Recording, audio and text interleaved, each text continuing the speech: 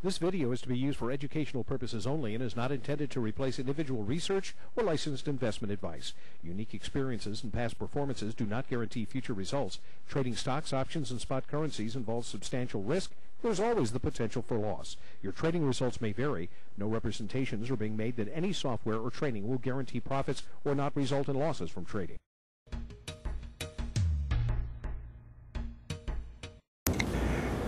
This is the market wrap for a Friday, January 12th. I'm Jack Lott here on the James Dix Financial Network.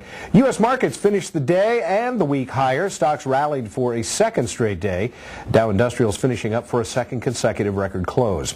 Stock markets, by the way, will be closed on Monday, January 15th, in observance of the Dr. Martin Luther King Jr. birthday holiday. In the news today, U.S. retail sales increased more than was expected in December, with the headline reading showing sales at a 0.9% and ex-autos figure rising 1% even. It appears that holiday discounts sparked some sales, leading to the biggest back-to-back gains in a year.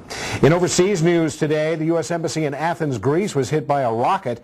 Although there were no injuries, officials believe that the attack was from a Greek revolutionary group called November 17th.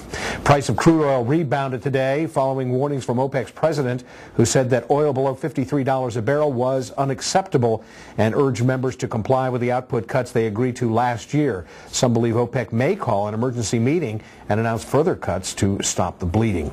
In earnings news today, Samsung Electronics, the maker of semiconductor and consumer electronics, reported an 8.5% drop in fourth quarter profits. Samsung blamed the drop on a weak environment for flash memory and flat screens. Strong memory growth, chip growth helped offset those weak spots at Samsung. Scheduled economic reports coming up in the next week include the New York Empire Manufacturing Index, Producer Price Index, the Industrial Production, Beige Book, Consumer Price Index, housing starts, capacity utilization, as well as the Conference Board's leading indicators. Earnings reports next week. Schwab is on the calendar. Ameritrade, Commerce Bancorp, Intel, LG Philips, Wells Fargo, JP Morgan, Lennar Corporation, Mellon Financial, Sony, Washington Mutual, Harley-Davidson, Merck, Merrill Lynch, the Bank of New York, Citigroup, Motorola, as well as SunTrust Bank.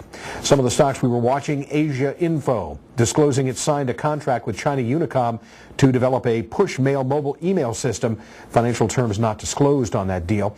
Columbia Sportswear was upgraded to a buy from neutral at Merrill Lynch. And as we enter the tax season, Intuit was upgraded to a buy from reduce at UBS. The firm also lifted its price target on the stock to $35 from $27. I believe it closed about $33 today. Napster selected to become the exclusive music subscription provider for AOL Music.